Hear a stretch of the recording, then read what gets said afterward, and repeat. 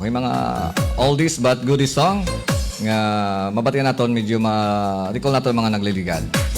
Okay, once again, thank you so much good kay Idol Mr. MP3 GC Marty. Okay, so mauna na lang guro kanta si si Edsel Lucio, no? Sa iyang una pagambahon ang dayawon ang Diyos, no? So nabatian naton man dati once again sa may Short FM kag sa RCFM 103.5. Okay, so siya nga unang pagambahon ang dayawon ng Diyos. Palakpakan naton mga kagrupo, mga ka-short. Ini nga ba, no? Ginahalad ko sa tanan nga mga kasimanwata sa Dumangas.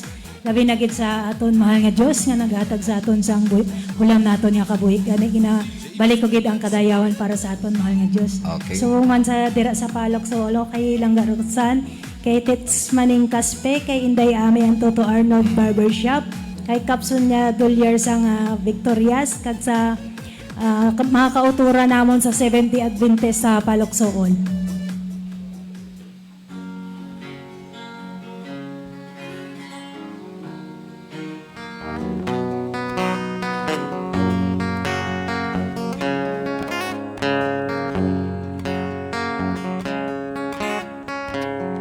Salamat o Ginoo ko, ang nga ginhatag mo, kalipayang mabatyagan sa akong lugar.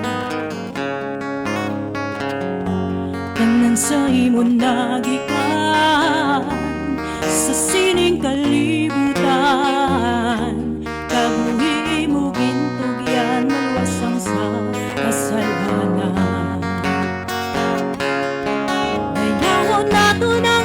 Diyos nga gugma, nagkita magsalig lang sa iya.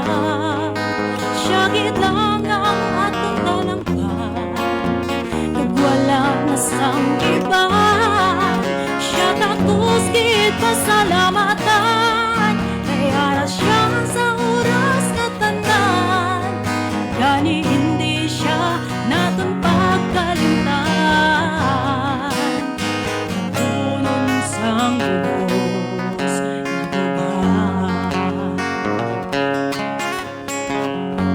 salamat o Ginoo ko, kalinto nga ginhatag mo, kalipayang nabatyagan sa akong buhay. Tanan sa imo nagikan, sa sining kalibutan, kabuhi mo gintugyan, maluwasang sa kasalanan. Dayawon nato ng atong Diyos nga gugma, nagkitawag sa niglang sa iya.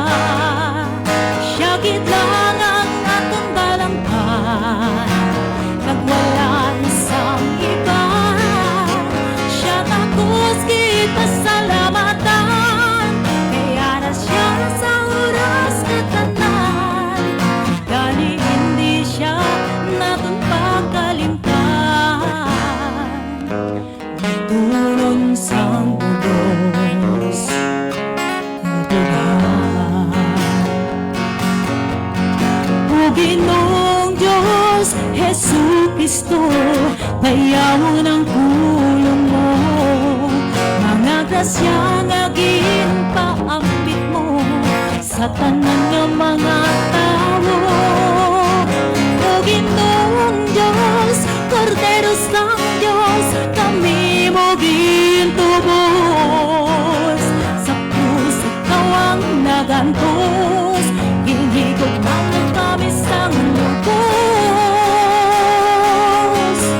Dayawon nato ng atong Diyos nga gugma, kag kita magsalig lang sa iya. Siya gid lang ang atong balanghan, kag wala na sang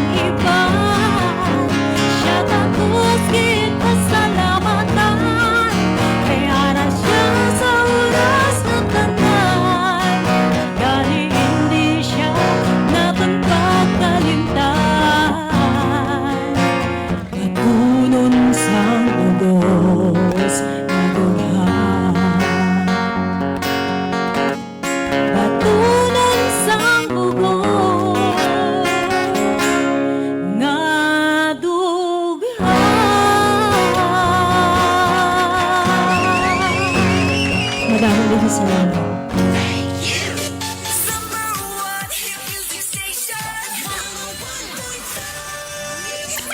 Short FM. DJ Fees, Brian. Ikaw, Kalisan. Okay, salamat, Gid. It's all to see you with the yaon ng Diyos, no? Muna ato nga dapat imoon sa mga panahon. Ilabi na kung kaysa, ginariman kita sa aton yung mga kasalanan sa may mga kalamidad nga nagkatabo sa kalibutan sa Pilipinas.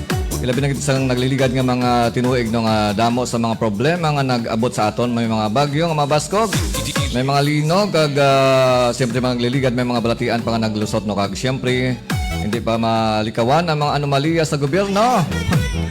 Kadamo sa nagkapamigado pero ang iba niya mahilig mag-abuso sa pundos ang banwa. Okay? So dapat nato dayaw ng Diyos kag siyempre inul sa nato makasalanan kag magbalik siyempre sa aton nga Ginoo. Parang mangin maayo man atong pangabuhi, no?